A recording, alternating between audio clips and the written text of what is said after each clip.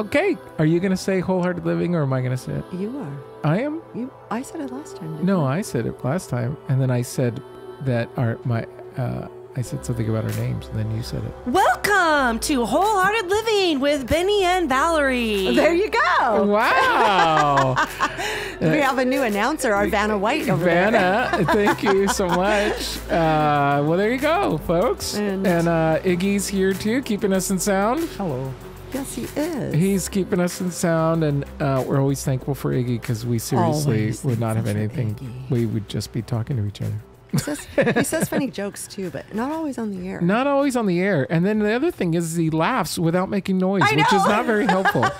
Like now. Yeah, exactly. It's not very podcasty-y. It's a sound game. So it's so funny because, so I like listening to Conan O'Brien's podcast. I can't remember what it's called. Conan Needs a Friend. Anyway, Sona Movsesian, I think is her name.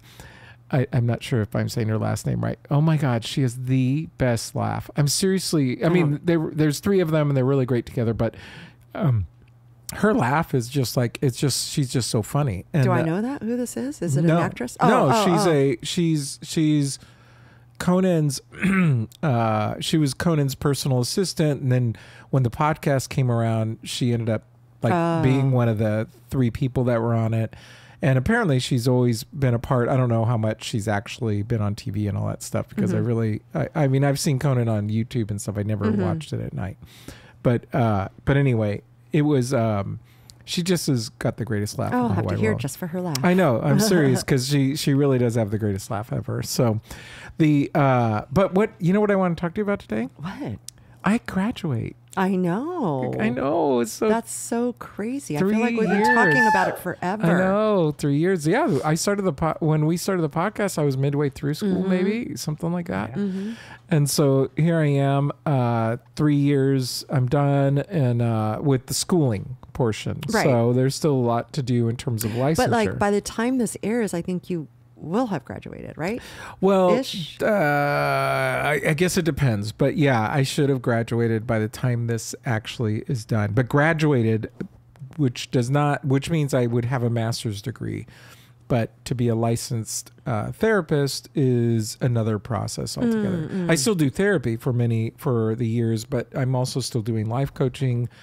And life coaching is great because, I mean, my MFT really helped me with life coaching even. But life coaching I can do with anybody in the world. So whereas therapy I can only do with folks in California. You know, gotcha. Because of the way my so you have to be works. So you graduate, but then you have to get licensed in California. I still have to get licensed. So this is the part of the process. So you graduate, then I have a master's degree. I could say I have a master's degree. But then the next step is becoming what's called an associate therapist, which means you don't have your license, but you're basically doing everything and you're supervised. Oh, it's kind of like a student teacher. Kind of like a student teacher. Yeah. It's, I don't know exactly what student teachers, I mean, because do they teach totally on their own or are they co-teaching with the teacher? I mean, the teacher, they observe as from what I've observed, they observe the teacher. And then the second part of their student teaching program, they get observed, run the class, but they're observed with the teacher. Yeah, the teacher's in there. Yeah. So this is a little bit different because I actually just do therapy completely, just like I've been doing for the last year. But then once a week or so, or depending on how many clients I have, I get observed. I don't get observed. I discuss my clients with a licensed supervisor, and so it's a little bit different than that, but. And then you get a certain amount of hours. And in California, it's really weird because you take the test afterwards. And so after you get your hours, whereas all of my friends are taking their tests now. So, because they're out of state. Yeah, out of state. And so, I feel like that almost makes more sense. To take it now? No, to take it after you've had your, Yes and no. The problem is that it takes 2 years. This is a 2-year process. So I will not be in school mode. And then all of a sudden I have to take a 5-hour test. All of a sudden I have to take a 5-hour test. So it's a little freaky because, 6 months beforehand or whatever, I'm going to have to study for a very, very long time. Oh, that is weird then. So, I thought maybe it was more like a test not necessarily like a school test. I thought it was just like, okay, we're going to just make sure you know what you're doing and blah, blah, blah, because you needed the experience for being a therapist for 2 years, and then you could do it. Yeah. Matter of fact, most people say you should, because some states, apparently you can take the test anytime. So in your process, so you can become an associate and then you can take it anytime. And some people apparently wait, and everybody says don't wait, because one of the things that happens is it's just like anything in life. You learn something, but then in practice you do it differently. 100%. You don't do it exactly like you were taught. So I know this isn't going to compare, but like when Kylie became an esthetician, she had to do certain things to take, because you have a written test, you have an oral test, and you have a physical test. And she's like, the things that you do in the physical test isn't necessarily what you do physically. No. In well, think real about life. how you drive. Do you drive 10 and 2? Right. Like, who does that? I haven't put my hands on 10 and 2 in 250 years. Yeah. You know what I mean? So it's like there's things that are just different. Yeah. Right? I mean, there's so many things that we do differently. But nevertheless, I'm happy. I mean, for all intents and purposes, I have been acting like I've graduated because of the fact that didn't have academic classes this quarter. I only had my internship. But there is a 2-hour class, and there's certain discussions and things that I've had to do every single week. And so I was looking over my calendar. It was really funny because I was telling Patty that I'm looking over my calendar, and all of a sudden I was like, that thing is gone. And I was like, oh, I'm done. It's like, because there's this 2-hour time period that I always had to be doing something. I'm like, it's gone. It's totally gone. Fun. It's like, and it's been there for a year. So every week for a year. And then, I had a 3-week break, and there were 2 weeks that we didn't have it. So, but is when I looked ahead on my calendar, there it was again, boom, it's constantly there. And so to not have it now, it's kind of a trip. And it actually, ironically, it feels a little weird because you kind of feel, these are people that I've been meeting with for months and months, and you get to know them and you get to know how they do things, and you kind of feel this comfort of, oh, I bring my, certain things, and you get to learn, and I like learning all the time. So anyway, it doesn't matter, but it is nice to not have that pressure anymore. Yeah, for sure. So I'm excited about that. I'm going to throw in a little fun fact. Oh, do it. Just because you said when we started the podcast, you were like halfway through your school. I have it on my calendar. Oh. So today we're recording this on March 14th. In a month from today, on April 14th, it would be 2 years since we recorded the first episode. Oh, wow. 2 years we've been recording our episodes?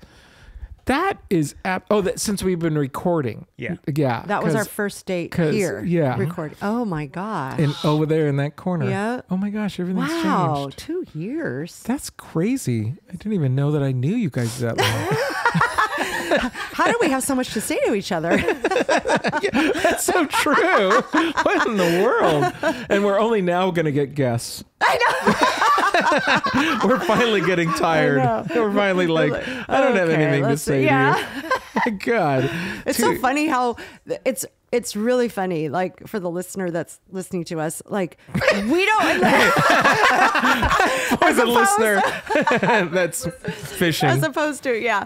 But no, it's really funny how we could sit here before we start the podcast and talk and talk and talk and talk. Okay, wait, we better start the podcast. And then in the middle, because we do record 2 podcasts a night, or every time we record 2 in one night. And then we chat and chat and chat in the middle. And then 9 times out of 10, I'm like, okay, I'm going to hurry up and help clean up, and then I'm going to go. And then we're standing there chatting. It's like... Yeah, no, we do talk a lot. Yeah. Iggy's the one that keeps us going, though. Yeah. He doesn't... Yeah, he's like... Iggy laughed with noise. He laughed, yes. Nice job. It was at least some noise. You both looked at me and I was like, I don't know what to say here. So, yeah. But anyway, I'm super grateful that for everything I've learned. I like the lifelong learning thing. Patty and I are still trying to be in the habit of reading some nights instead of watching TV or anything, and just hanging out together. So it's been really nice. I've read a couple books, even this quarter. So, but that literally don't have anything to do. I'm reading a book on, do you care? Yeah, I do actually. About Roosevelt and... oh, no, I don't care. And I'm reading about World War II and the relationship that the Prime Minister of England had with us, and their relationship, and how, So it's really interesting. I like... You're bored. I like more romantic novels. I like Well, they really got a love affair. autobiographies. I like. I'm reading the book, the Hildebrandt, and the daughter wrote the story about Jody. Oh my gosh, the name has completely escaped me. About the crazy women who were like in this cultish kind of way. Gosh dang it, what's her name? Jody Hildebrandt. Steve. I'm gonna find it. I gotta find it. I'm so sorry. But anyway, is this a real book or is this, I mean, a real life thing? Yeah, you were at the house that one night. Oh, And when you she said, "Oh, came? I want to read it when you're done." Veronica picked it up. Oh, And you're talking about the folks that, you're talking about those people that she lied about. Is this the one that she lied about her disease?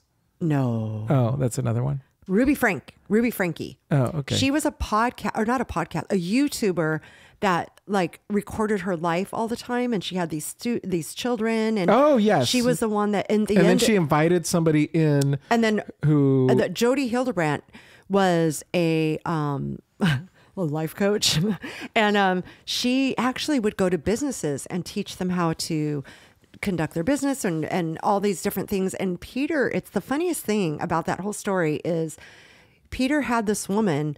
They said, "Oh, we're going to start having this woman that's come right. in, and we're going to have her work with our company, and they're going to meet once a week, blah, blah, blah." He said he was there once, maybe twice, and he goes, "This woman's crazy. She's cult-like. I am not going anymore." But other people in the company kept going, and Yeah. I don't know how long they went.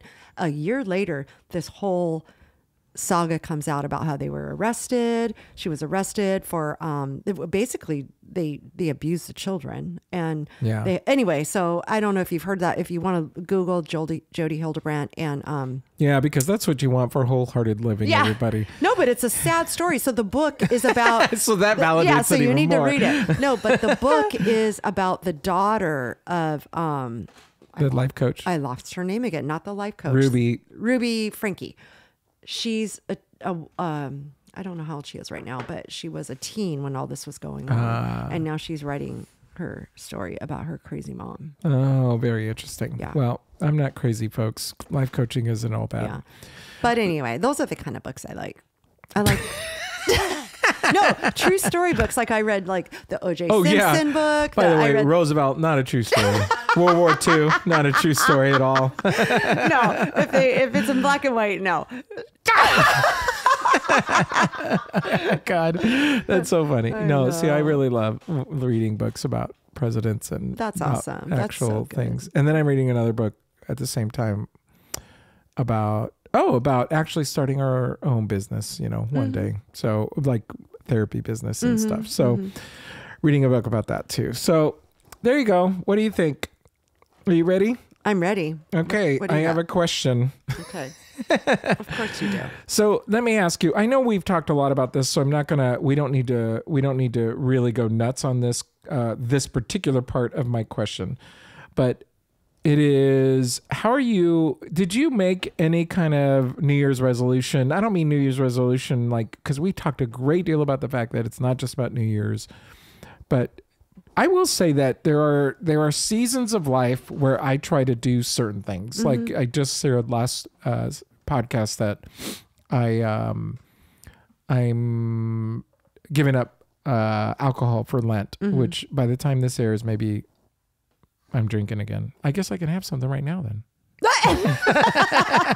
But anyway, but the point is that just there's certain seasons where you start to reflect and you do something different. So did you do anything this year at all, or do you have any particular goal for this year that you want to see happen? It could be something big, it could be something small, it could be. You know what? It's funny because I am a lot like you in that I used to choose a word every year, and I didn't. Yeah, I remember you even brought that up. Didn't she bring that up here? Yeah. Yeah. I didn't actually choose one this year. We're into mid-March. I haven't chosen a word this year. But like you just said, there's different seasons. Like I don't necessarily like January 1st, I'm starting this. Right. And then that's my thing for the year. But I like every so often there's like, oh, well, this is a goal for me right now. Or this is how, I actually have taken time. I know you just talked about Lent, but there have been times where I've just like said, you know what? I grab dark chocolate way too much. I'm giving it up for 30 days just Right. to Yeah. reset my body. Stuff like that. Yeah. Yeah. And also, at least for me, things like that are a thing of discipline to say, oh, I can do it. Yeah. I actually can do For this. sure. And there's something about actually saying that, right?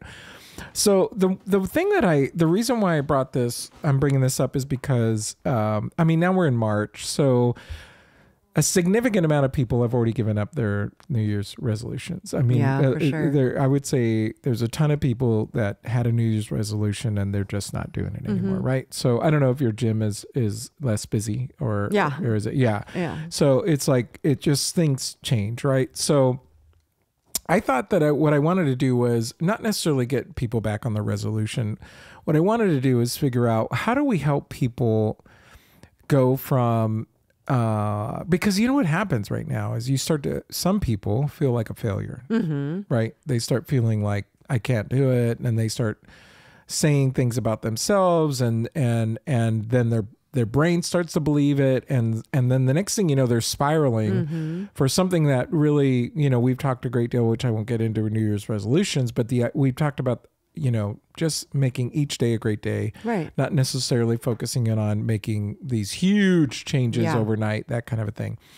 And so I thought I would just talk about, there was this one podcast I listened to and she talked about, she has 3 questions but she has 3 questions and then she has 3 other questions. Okay. And what this is, name the things that are working well in your life. Wait, so you're going to ask questions again? Well, I'm going to ask questions that I think are going to be helpful. I'm not even just asking questions to you. Oh, okay. I'm asking a question for the listener. Just putting it out there. Okay. Yeah, that you start asking yourself this question and then you just need to interject because I don't even really have something directly for you. Okay.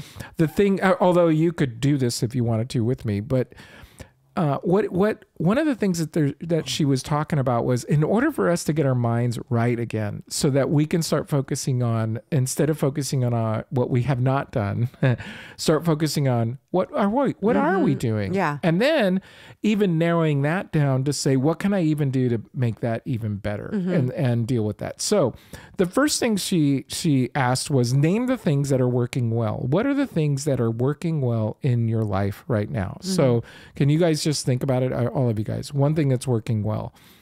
Now, so you might be thinking right now, this is working well, that's working well. What I want you to actually do, and she wants us to do, is she says the smaller, the better. In other words, you probably don't want to say, my job is working well, because there's so many parts of your job, right? So, I mean, if that's working well, great. But for a lot of people, there's parts of their job that they don't like, and there's parts of their job they do like.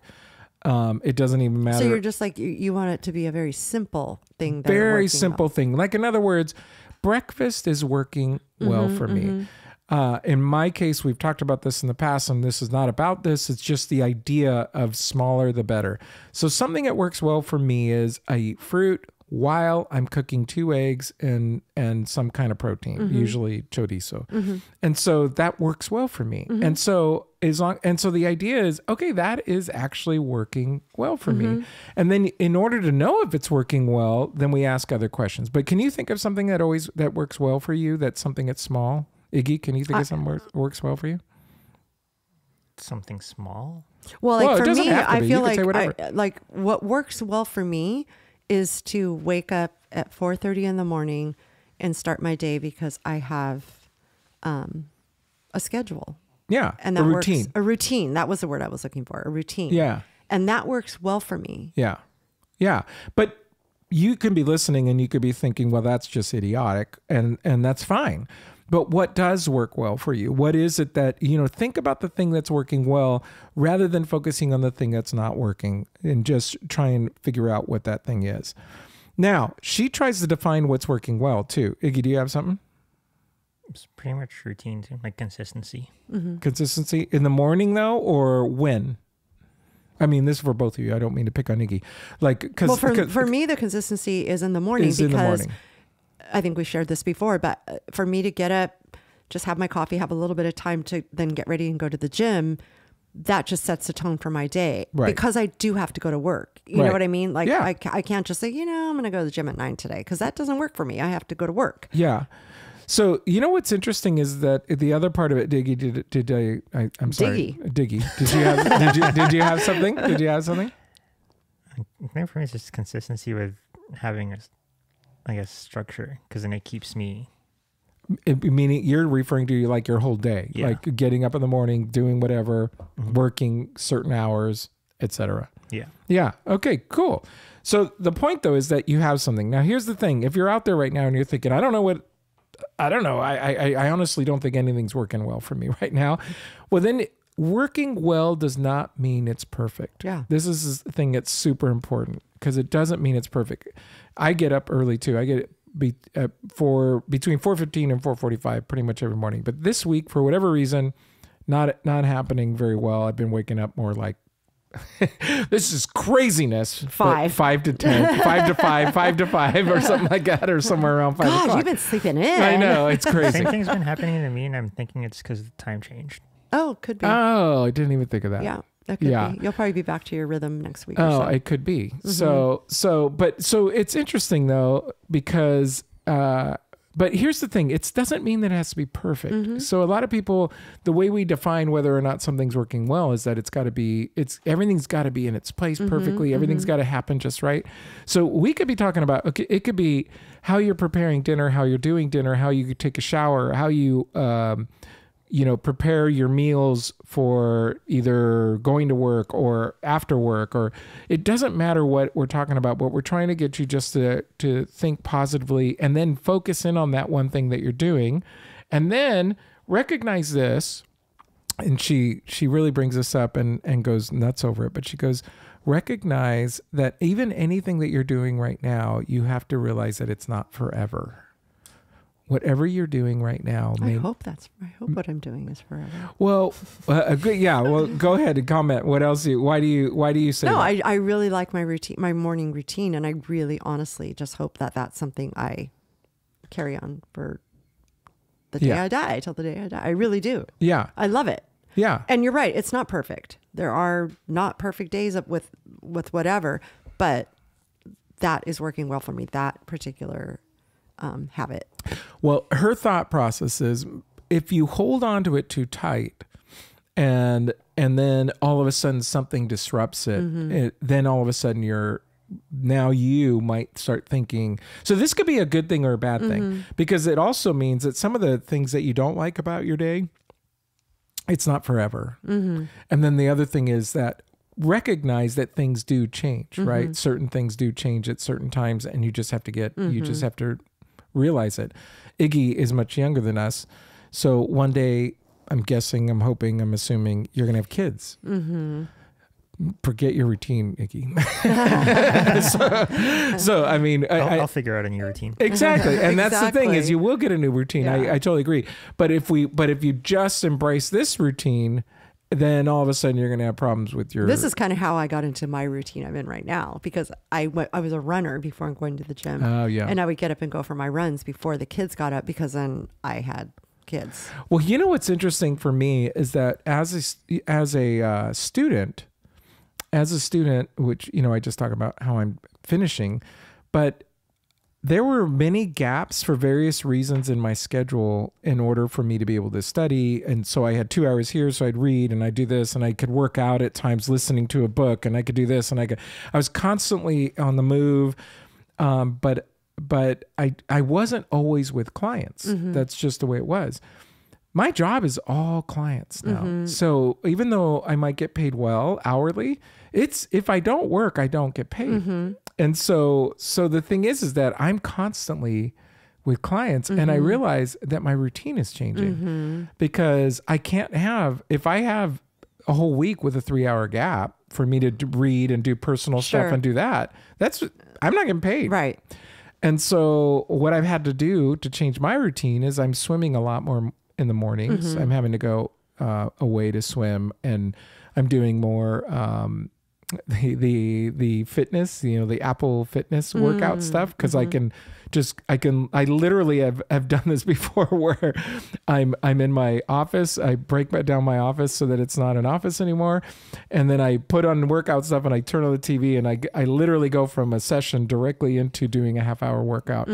But my point is, I'm 55, my routine is changing again, and so there's certain things that are, but I've had to like give up the right to that, I get this 2-hour gap every day, or 3-hour gap. Right. It's like, no, I need to do this. Yeah. And there's other things that are a priority. Yeah, there's not many jobs that you can go to 8 to 5 where you're like, oh, well, I'm just going to take off for 3 hours. I'll be back later. Exactly. And then even with some of those jobs, a lot of guys, if you have a career, if you have a exempt job, a sales job, a finance job, or something like that, no one's looking at you at your office. As long as you're getting your job done. Yeah. If you need to split early or do anything, your pay is exactly the same. That's not the case for me. Right. If I don't work, I don't get paid. Right. And so for me, it's important that I'm full. Right. I want to make sure that I'm full. There's no reason not to be. Right. Right. So, but the point of this is to say, it's changed. You had to switch. Yeah. My routine has had to change. And even the way I think about things and the way I do things, and I really enjoy reading, but then, I do a session, and so I'm doing one session in Spanish, and then one in English, and then one in Spanish, and then I'm trying to write. And it's like, I'm having to learn to navigate this new setup. Yeah. Right. But my point in bringing this up is that I could look at it and say, oh gosh, my whole life is over. Or I can go, you know what? I love what I do. Yeah. It's right in line with my mission for my life. Right. And I get to do this, and I'm okay with being flexible and changing. I don't know. I don't know if I'm making sense. That does make sense. Does make sense. Yeah. But, Iggy, I was saying, because like you said, you'll make a new routine, because I'm not saying that you're going to have to give up working out or give up any kind of quiet time, but it's just going to, everything's going to change. Yeah, for sure. Well, it's kind of like, when you guys know, I grew up with sports, and a lot of the things I live by are because of sports. Yeah. And a big athlete when I was growing up is Kobe. And he always had the Mamba mentality. Yeah. And the thing you'd always hear him say is, when you wake up tomorrow, you're going to do the same thing, and you're going to try to be a little bit better at it. And I think for a lot of people, they just take it as that, like, I'll do the same thing and try to be better at it tomorrow. Yeah. But the bigger thing about it is you're understanding that it's never going to be perfect, but your pursuit of getting there is what's going to make the difference. Like, it's not going to be the same thing every day. It's just constantly trying to be better at whatever it is. Right. Yeah. Yeah. It isn't perfection. It's progress. Like, one day the routine might change, and it's fine, because then now me figuring out that new routine is me waking up the next day and trying to be better at it. It's that famous, I can't remember what coaching book I read. It was a literal professional coach. And I just remember, I think I talked to you about this, that he wanted to go 1%. He like every month he would talk about, hey, we want to get better at, I'm going to make it up because I really don't remember the details, but the idea is the same. He said, I want to get 1% better at stealing the ball. Like it was basketball. Yeah, I remember you saying that. Yeah, you talked about it. Yeah, and so the idea was just 1%, but then the next month, but every day it was 1% better, or every game it was trying to get 1% better. So by the end of the month, they're several percentage better, and then they switched it. Okay, now we want to be this, and because they weren't focused on saying let's be 20% better. Yeah, they were just focused on a tiny bit of growth every single day. Yeah, that's how they made the difference, and that's how they made a change. And then I'm going to kind of change the subject a little bit, but not totally. But if you're feeling stuck. Now, you don't seem to feel stuck very often. Do you ever, I'm curious, are you ever in bed, or are you ever on the couch? Are you ever at work? Are you ever in a place where I'm in all those places at some point. It's part of a routine. It's part of a routine. Exactly. That was funny. Okay. When you're in those places, have you ever been in the place where you felt, I just don't want to do whatever, whatever it is? Have you? Yeah. Yeah. What do you do in order to do it? Or are there times when you go, I'm just not doing it? Well, I mean, what comes to mind right away is going to the gym. Like there's been many times, as much as I just said that that's my habit and that's what I do well, or what was the thing you gave me? What you do. Yeah. What's working for you? What's working for me? There are many times that I'm like, the house is so cozy, right? Especially right now because it's so cold in the mornings. You know, I'm like, I don't want to put on a tank top and then I have to go outside. I mean, I put a jacket on, but what I mean is it's just like I don't have to go outside and, oh, do I really want to go to the gym? Maybe I'll just put it off, you know? Yeah. And then I'm like, no, I'm committed because I have goals. Yeah. I like the way I feel when I'm done. So okay, so what about something that's not quite as routine as the gym? What about something that is less routine? You would like to do it, and it is something that maybe you, for lack of a better word, value, but is harder to accomplish. Do you like to read, and do you read as much as you want to? You don't like to read, or you? I mean, I'm trying to read more because Okay, so that's the question. Have you ever been at a place where you thought, I want to read right now, and then you say, "Oh, screw it, I'm watching, Lady Gaga, 100%, or whoever." Well, not Lady Gaga, but yeah. Yes. I don't know why Lady Gaga came over my mind. Does she even have a show? No. Does she do anything? It's like I'll turn on YouTube and find her. There's so many shows. You know how many shows there are in the world that I could have said? Friends, The Office. I could have said a gazillion Lady Gaga. And of course, we just said Friends and The Office, which are also 15 to 20 years old. Oh Golly. my God. But anyway, okay, so that's a better one. See, so the idea is like you're sitting there going, this is something I would like to do. I obviously for you, you're saying it's not that big of a deal because it would bother you. You didn't even come up. But you're thinking, I would like to read, but you go, nah, I'm just going to do this other thing. And I realized something because I was listening to this podcast and this woman was saying what she did. And her name, I'm so horrible with names. I have to figure this out. Maybe we could put it in the discussion notes. So I'm not just totally ripping her off.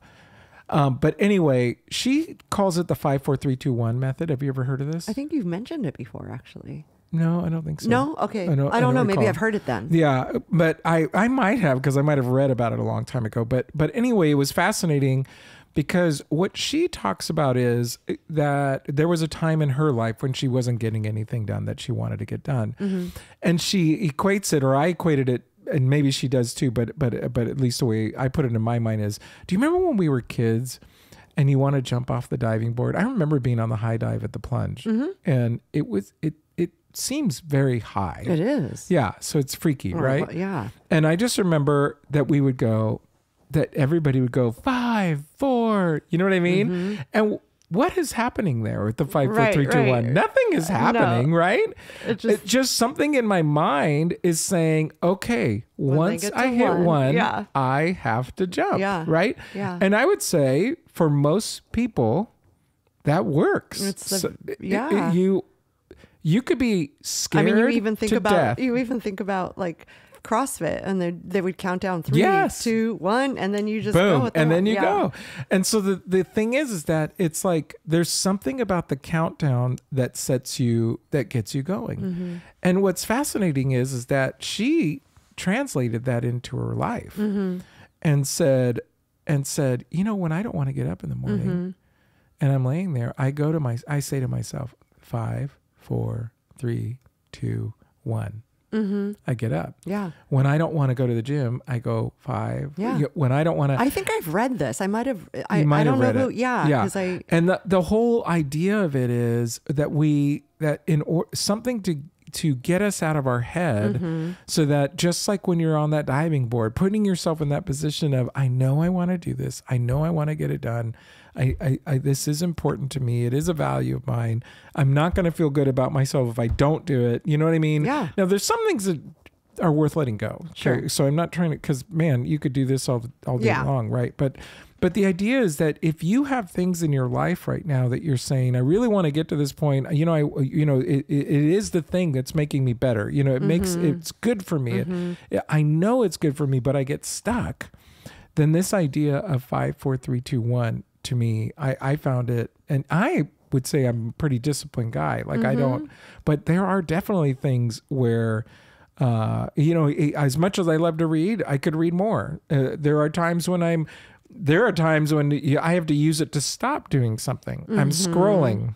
I'm scrolling, Okay, and 5, I go 4, 3, 5, 2, 4, 1, 3, 2, 1. I'm Okay, done. I'm Yeah. switching. I'm doing something different now, because otherwise I can just find myself stuck in the routine.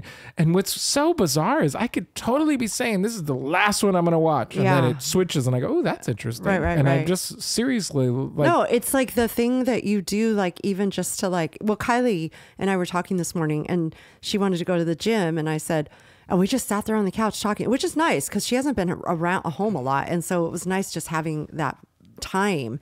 But we both at one point just went, I go, okay, I got to get in the shower, and she goes, okay, I got to go to the gym. But it would, that's that like, snap, let's do it, Let's do it. 5, 4, 3, 2, 1, up, let's go. That's right. Yeah. And there's something that just, well, I mean, obviously, in some cases, in some of my cases, like that's why the gym is probably not a great thing for you, because you're so routine in it that you've learned how to get it.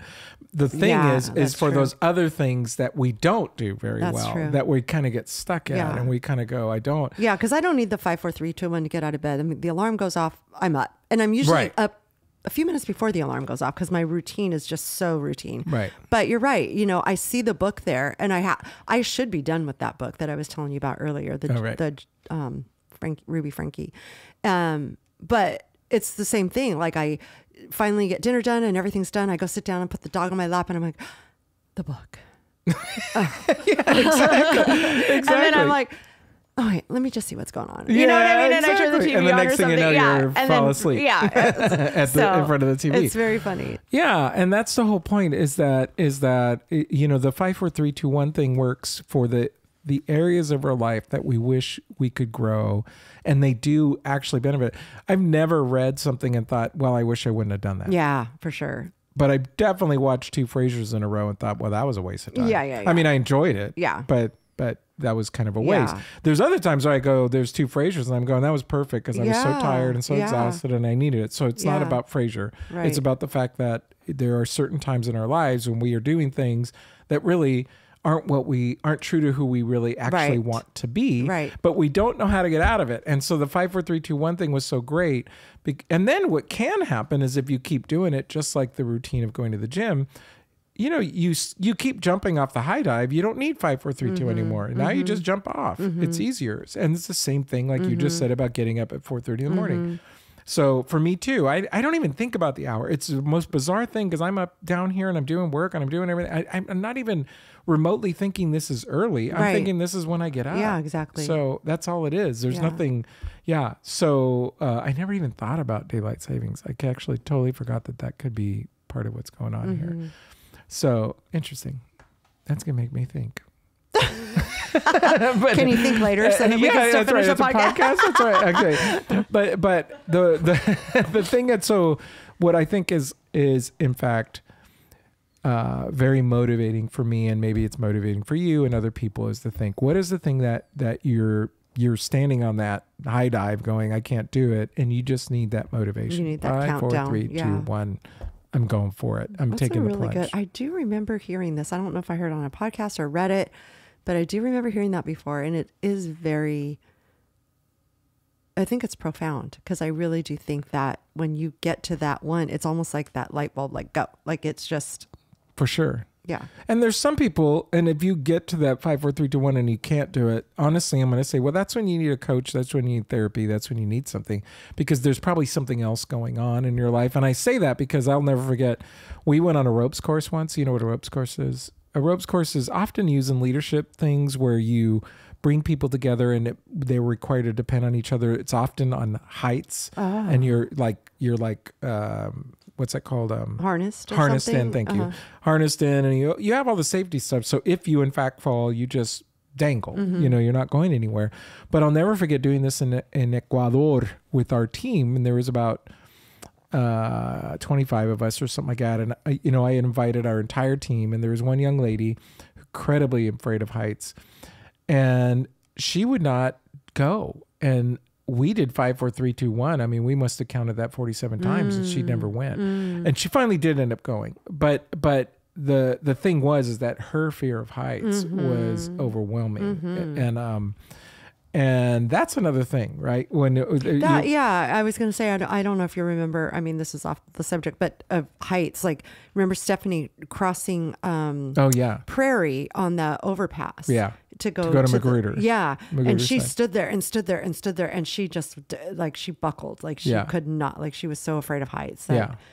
Yeah. And so it's a very interesting, there are certain things where we might need a little extra help, for whatever reason. But for a lot of things, I think this really does work because it's not about motivation. This is the key thing, is a lot of people think, well, I'm just not motivated. It really isn't that. There's like a block. Yeah. And the 5, 4, 3, 2, 1 is, it's just knocking shaking yourself out of that. Yeah. It's just changing, and it's just that idea of changing your dynamic. Because honestly, when I'm on the high dive and I was sitting there, nothing changed. No, you knew you were going to jump, whether you jumped at 1, but for some reason, or 5 or 1. But for the countdown, it was like, that was like the green light. I gotta go. Yeah. Something just happened. I mean, I could have turned around and walked down the thing, which I probably did once, or I'm guessing.